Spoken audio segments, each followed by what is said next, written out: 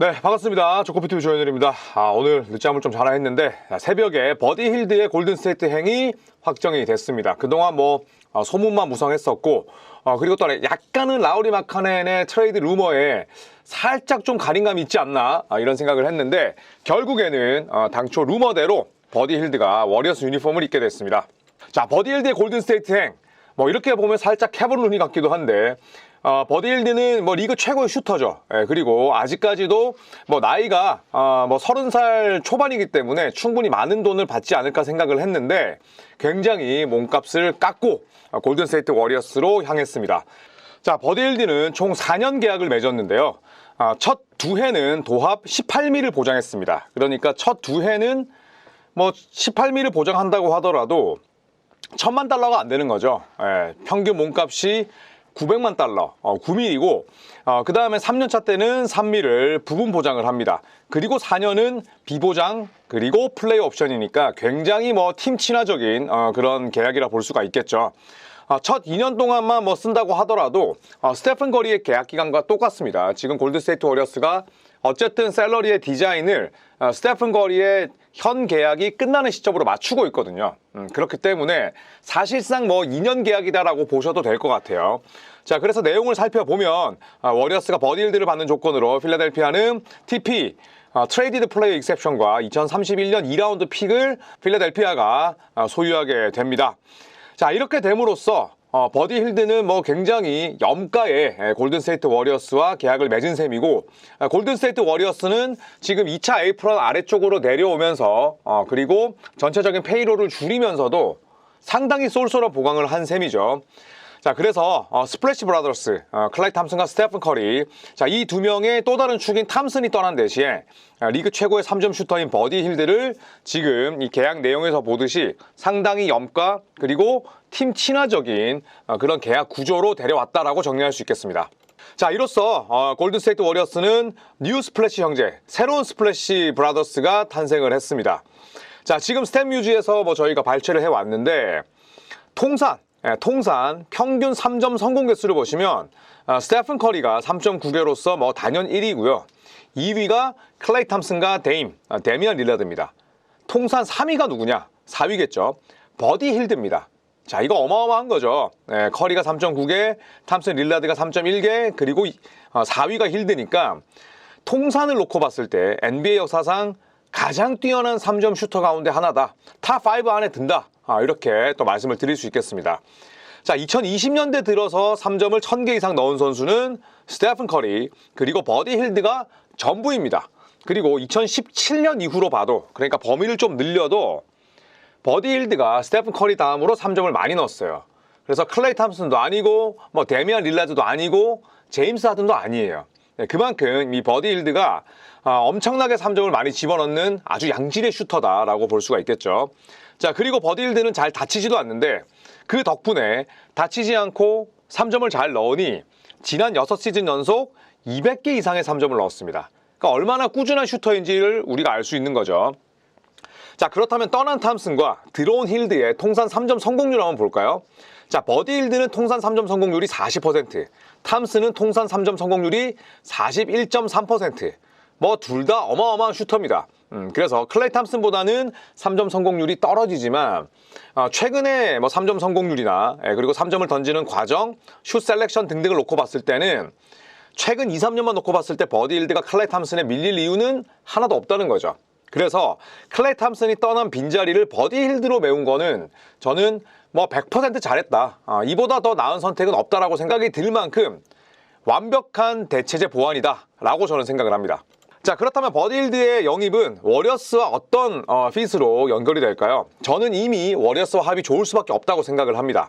자, 지난 시즌 인디애나와 필리로 오가면서 12.1득점, 3.2리바운드, 2.8어시스트, 그리고 평균 0.8스틸, 0.5 블락샷이 은근히 많네요. 25.7분을 뛰었고 필드골이 43.6%, 3점은 38.6%. 클레이 탐슨과 좀 비슷한 수치였죠. 자유투, TS 모두 다 훌륭한데 저는 탐슨의 자리를 대체할 힐드야말로 골수에 딱 맞는 조각이다 라고 생각을 합니다. 자, 가장 큰 이유로는 일단 골든스테이트 워리어스는 팀 어시스트 상위권을 독식하고 있어요. 그래서 픽앤롤도 많지만 일단은 유기적인 시스템에 의해서 마치 기계가 돌아가듯이 플로우에 있는 5명이 굉장히 약속된 움직임을 잘 가져갑니다. 자, 그러다 보니까 유기적인 시스템을 통해서 오픈 기회를 많이 만들어내죠. 지금 골든스테이트 워리어스가 10년 동안 4번의 우승을 차지한 가장 큰 이유는 퍼리미터 공격입니다. 자, 그래서 이 퍼리미터 공격을 높은 TS로 가져가기 위해서는 트루 슈팅 퍼센테이지를 높이기 위해서는 오픈 찬스를 많이 만들어야겠죠. 보스턴 셀틱스가 올 시즌 우승한 것처럼 최대한 많은 드라이브 앤 킥, 그 다음에 추가적인 엑스트라 패스, 그 다음에 뭐 스윙, 공 없는 움직임, 볼이 있는 움직임, 그 다음에 스크린, 온오프 스크린 뭐 이런 것들을 다 해야 된다는 뜻인데 그 농구의 오리지널판이 워리어스예요. 네, 그렇기 때문에 이런 유기적인 시스템을 통해서 오픈 기회를 만들어내는 오펜스 전략이 힐드에게 안성맞춤이라는 거죠. 히어로볼 던지고 그 다음에 헤비 볼핸들러가 픽앤롤만 주구장창하면 슈터들 공 못 잡습니다. 워리어스는 그런 팀이 아니라는 거죠. 자, 그렇게 됐을 때 보스턴 셀틱스 마찬가지고 그 다음에 최근에 워리어스가 그랬듯이 플로어를 얼마나 넓게 쓰느냐가 관건이에요. 페이스 앤 스페이스. 워리어스는 달릴 때도 있었고 페이스를 줄일 때도 있었고요. 올 시즌에 보스턴은 페이스가 빠르지 않았어요. 하지만 페이스 앤 스페이스, 결국 달려야 될 때는 이 2가지가 돼야 된다는 뜻인데 항상 교집합처럼 있는 건 결국에는 페이스가 아니라 스페이스예요. 공간을 만드는 게 얼마나 중요하냐. 페이스가 느려도 공간을 만들어야 되고 페이스가 빨라도 공간을 만들어야 되는 게 현대농구의 특성입니다. 자, 그래서 플로어를 넓게 활용하는 동시에 버디 힐드는 공이 없는 움직임이 굉장히 좋아요. 클레이 탐슨급으로 아주 훌륭합니다. 그래서 이런 장점이 잘 발휘될 수밖에 없는 농구예요. 그렇잖아요. 만약에 정말 히어로볼에게만 의존하는 뭐 제임스 하든 휴스턴 시절이나 과거에 뭐 러셀 웨스트브룩 OKC 시절이나 내가 공을 들고 있는 시간이 어마어마하게 길 경우에 가장 피해를 보는 선수들이 누구냐면 슈터예요. 왜냐? 슛감을 잃어버리니까. 물론 뭐 히어로볼 그다음에 픽앤롤 이후에 슈터들에게 공을 많이 빼줄 수 있겠지만 상대 수비의 강도에 따라서 슈터들이 공을 잡고 그다음에 터치하는 횟수가 극적으로 갈릴 수밖에 없거든요. 그런데 워리어스는 모든 선수들이 균등하게 공을 잡는 팀이기 때문에 공이 없는 움직임이 좋은 버디 힐드와는 저는 호흡이 대단히 좋을 수밖에 없다라고 봅니다. 자, 그렇다면 뉴올리언스 또 세크라멘토 등등을 거치면서 주로 약팀에서만 뛰어왔던 버디 힐드가 왜 워리어스를 선택했을까라는 생각이 들죠. 근데 버디 힐드는 우승을 위해서, 이기기 위해서 골든스테이트 워리어스를 선택했다라고 말을 했습니다. 자, 그래서 보시면 뉴올리언스 펠리컨스에서 잠깐 뛰었어요. 그리고 나서 세크라멘토로 곧바로 트레이드가 됩니다. 그런데 세크라멘토가 저 시기에는 또 암울했어요. 아직까지 디어런 팍스는 애기였고 그 다음에 사보니스 들어오기 전이었고요. 그리고 인디애나 페이서스로 이적을 하는데 공교롭게도 인디애나 페이서스를 떠나니까 인디애나가 살아났고요. 자, 필라델피아로 이적을 해서 드디어 처음으로 정규 시즌 632경기 만에 처음으로 플레이오프 무대를 밟습니다. 자, 그리고 골든스테이트 워리어스로 이적을 했죠. 자, 정규 시즌에 632경기를 뛰었어요. 제가 말씀드렸듯이 버디 힐드는 웬만해선 다치지 않습니다. 굉장히 꾸준하고 성실하고 본인 몸 관리를 잘해요. 그런데 가는 팀마다 정말 운이 없을 만큼 성적이 안 좋았거든요. 그래서 플레이오프에서 4경기 출전에 그쳤고 이게 이번 해 2024년이 첫 경험이었습니다. 그러다 보니까 이기는 팀, 지금 우승에 가까운 팀이라기보다는 제가 자의적으로 해석을 하자면 이기는 문화가 정착된 팀에 가고 싶었지 않나, 저는 그런 생각을 해요. 그래서 디트로이트, 레이커스 등 여러 팀들로부터 제안을 받았는데 디트로이트 가서 뭐 버디 힐드가 플레이오프 가겠습니까? 디트로이트 팬들에게 죄송하지만 향후 2, 3년 동안 못 가요. 디트로이트 아웃. 레이커스는 뭐 여러 팀들로부터 제안을 받았지만 로스터가 꽉 차 있기도 하고 지금 봤을 때 본인이 지금 뛸 수 있는 플레잉 타임이 많지 않을 것 같거든. 왜냐하면 뭐 브로니 제임스는 차치하더라도 맥스 크리스에게 그 많은 돈을 주고 제이제 레딕이 안 쓰겠습니까? 당위성을 위해서라도 쓰겠죠. 그러니까 여러 가지 상황들을 봤을 때 워리어스가 가장 낫다는 거죠. 자, 그래서 뭐 저기 이렇게 나와 있는 걸 보시면 자, 2017년 이후에 스테픈 커리 다음으로 3점을 많이 넣은 선수가 버디 힐드인데 이 두 명이 지금 팀메이트가 됐다는 거고, 그리고 버디 힐드는 우승하기 위해, 이기기 위해, 또 이기는 문화가 정착된 팀을 위해서 워리어스를 선택했다고 생각이 됩니다. 자, 그래서 클레이 탐슨 대신에 버디 힐드가 낙점을 받았고 그 다음에 스티브 커 감독이 결국 버디 힐드에게 어젯밤에 전화를 한 게 아주 결정적이었다는 이야기를 했어요. 자, 댈러스 매버릭스로 떠나기 전에 클레이 탐슨이 팀에 남길 바란다고 밝힌 스티브 커 감독인데 클레이 탐슨은 결국 빈정상에서 떠났습니다. 자, 이제 스티브 커 감독이 아쉬워만 하고 있어야 될까요? 아니죠. 프로 세계는 비즈니스입니다. 탐슨 갔구나. 오케이. 버디힐드에게 전화해야지. 017 뭐 이렇게 누른 거죠. 그리고 나서 버디힐드가 어디 있었냐면 지금 버하마나 혹은 뭐 필리나 혹은 샌프란시스코 쪽에 있는 게 아니라 지금 스페인에 있어요. 왜냐하면 바하마 대표팀이 지금 2024 파리 올림픽 퀄리파잉 대회 때문에 현재 스페인에서 대회를 하고 있거든요. 전화 걸었습니다. 국제 전화를 건 거죠. 00700 해가지고. 그래서 우린 네가 필요하다 얘기를 했고 버디힐드가 여기서 마음을 결정했다고 합니다. 그리고 제가 원문을 조금 더 찾아보니까 지금 여러분 이분 많이 보셨죠? 이분이 지금 골든스테이트 어시스턴트 코치인 크리스 드마르코라는 분이에요. 그래서 크리스 드마르코가 현재 바하마 대표팀의 감독입니다. 그러니까 커넥션이 엄청나게 있는 거잖아요. 왜냐하면 스티브 커 감독의 왼팔이 버디힐드의 모국의 대표팀 감독이고 지금 같이 스페인에 있으니까. 그래서 그런 부분들도 적지 않은 영향을 미쳤다고 합니다. 왜냐? 지금 크리스 드마르코 감독이 버디힐드를 데리고 있으니 워리어스가 가지고 있는 장점, 그 다음에 그 조직의 뭐 문화, 그 다음에 반 마이어스 단장에서 마이크 던니비 주니어 단장으로 바뀌고 나서 그런 변화들에 대해서 뭐 얼마나 세세하게 또 이야기를 해줬겠어요. 그래서 이런 부분들도 버디힐드의 마음을 더 바꾸지 않았나 생각이 듭니다. 자, 이제 오프시즌 워리어스를 한번 살펴보도록 하겠습니다.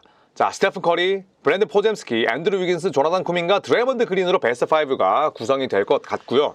저는 개인적으로는 바비 막스의 이 뎁스 라인에 조금 찬성하지 않는 게 저는 사실 쿠민가는 6맨으로 돌려야 된다고 보고 드레먼드 그린 4번, 트레이 잭슨 데이비스 5번이 어떨까라는 생각이 들긴 합니다만 어쨌든 쿠민가도 키워야 되고 만약에 쿠민가가 또 벤치에서 나온다면 본인의 역할에 대한 불만이 있을 수도 있으니 일단 요도를 가볼게요. 자, 백업을 보시면 GP2, 버디힐드, 디앤서니 멜튼, 모제스 무디, 기 산토스, 그 다음에 린디 워터스 3세, 카일 앤더슨, 트레이 잭슨 데이비스, 케번 루니, 퀸틴 포스트 등등이 있는데 제가 어제 레이커스의 리저브 멤버들을 읽으면서 사실 실수가 좀 나왔었거든요. 그게 뭐 그 선수들이 구리다는 게 아니라 이렇게 많은 이야기들이 나왔는데 백업이 겨우 이 정도인가라는 생각 때문이었어요. 그런데 골든스테이트의 백업은 너무나 훌륭한데요. 그쵸? 벤치에서 GP2와 버디힐드와 멜튼, 무디, 그 다음에 잭슨 데이비스가 나온다? 거의 플래툰 시스템 가능하다고 봅니다. 자, 그리고 현재 샐러리를 보시면 자, 퍼스트 에이프런이 178.1mm인데 지금까지는 거의 뭐 퍼스트 에이프런 밑으로도 내려올 수 있을 것 같아요. 자, 그래서 케본 루니의 1밀짜리 보너스를 넣는다고 하더라도 샐러리를 얼마나 낮췄는지 알 수가 있죠. 결국에는 크리스 폴과 또 클레이 탐슨에게서 빠져나간 80밀에 가까운 금액이 얼마나 워리어스 샐러리의 유동성을 줬는지 알 수 있습니다. 그리고 각종 이런 징벌적인 그런 사안들은 세컨 에이프런 밑으로만 내려오면 되거든요. 근데 이미 세컨 에이프런 밑으로 내려왔어요. 그래서 4,7세 밑으로 내려오는 게 조 레이커 구단주의 목표라고 했고, 그 다음에 지금 보시면은 170밀 이하로 내려오면 그 목적을 달성하게 되지만 그건 쉽지 않을 것 같아요. 자, 하지만 2차 에이프런, 세컨 에이프런 밑으로 내려온 것만으로도 워리어스는 엄청나게 숨통이 트인 거죠. 자, 그래서 제가 바라보는 워리어스 2024 오프시즌은 마이크 던니비, 넘사벽, 반 마이어스다.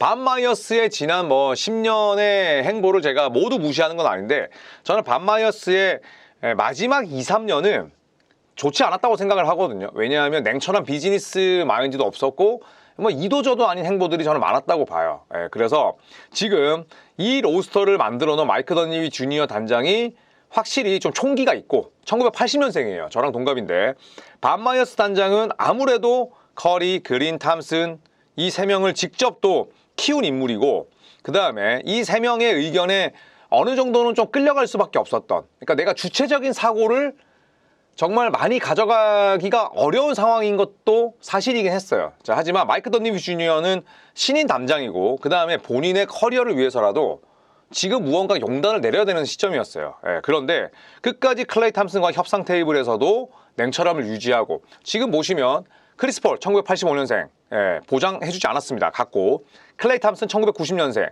결국에는 클레이 탐슨이 본인의 자존심을 내려놨지만 골든스테이트 워리어스는 내려놓은 건 내려놓은 거고 우리가 다른 일을 하고 이야기합시다 라고 이야기하는 것도 저는 감정적인 게 아니라 냉철함이라고 보거든요. 근데 결국 이 두 명이 떠났습니다. 이 두 명이 나가면서 아까도 말씀드렸듯이 74밀의 여유가 생겼어요. 어마어마한 거죠. 두 명에게서 74밀이면 이거는 진짜 그냥 숨통이 트이는 그 자체예요. 그냥 사이다입니다.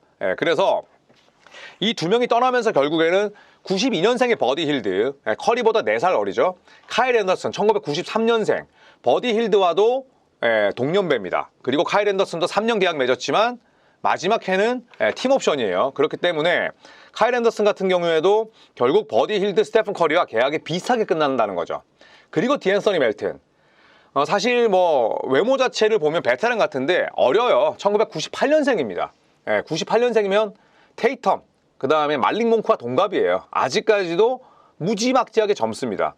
그리고 디앤서니 멜튼에 대해서 지난 시즌 뭐 많이 못 뛰었잖아. 거의 뭐 쿠쿠타스 아니야? 이렇게 말씀하실 수도 있겠지만 지난 시즌에는 허리가 좀 아야했어요. 그런데 이번 여름에 엄청나게 또 잘 쉬었고 그렇기 때문에 재활을 통해서 수술 없이 회복할 수 있다고 합니다. 허리에 칼 대면 쉽지 않잖아요. 그런데 수술 없이 회복할 수 있기 때문에 저는 디앤서니 멜튼이 건강하기만 하다면 버디 힐드, 스테픈 커리처럼 수비가 강하지 않은 선수들이 저는 충분히 멜튼의 존재로 인해서 많은 이점을 누릴 거라고 생각을 합니다. 자, 그리고 디앤서니 멜튼 같은 경우에는 이제 풀 MLE를 쓴 것 같아요. 그만큼 굉장히 영리하게 저는 금액을 썼다고 생각을 하고요. 자, 카일 앤더슨 같은 경우에도 93년생이고 3년 계약을 맺었지만 3년이 27밀, 1년에 10밀도 안 됩니다. 요즘에는 벤치 멤버들이 1년에 13밀, 15밀 받아요. 굉장히 싼 금액이고 마지막 해는 팀 옵션. 부담이 없다는 거예요. 그 다음에 지난 시즌에 3점이 특히나 뭐 구렸고 그 다음에 뭔가 좀 답답한 부분이 있었지만 시력에 대한 문제가 있었다고 합니다. 그래서 이 시력이 뭐 심각할 만큼 그런 큰 부상은 아니기 때문에 눈에 대한 부상만 완벽하게 회복을 한다면 당연히 큰 도움이 되겠죠. 자, 버디 힐드. 아주 싼 금액에 워리어스가 모셔왔는데 이 버디 힐드가 바로 직전 계약이 얼마였냐면 4년에 94밀이었어요. 그러니까 1년에 거의 뭐 지금 2, 3밀 받은 거잖아요. 몸값을 확 낮췄습니다. 이게 결국 워리어스가 가지고 있는 강점이고 마이크 던니비 주니어가 그만큼 협상을 잘했다는 거죠. 자, 저는 그래서 마이크 던니비 주니어 단장의 아주 훌륭한 그런 팀 운영이 지금 워리어스의 전력을 강하게 만들고 있다. 같은 퍼시픽 디비전의 그 팀과는 행보가 다르다라고 생각을 합니다. 자, 이상 버디 힐드를 영입했던 워리어스에 대해 살펴봤습니다. 감사합니다.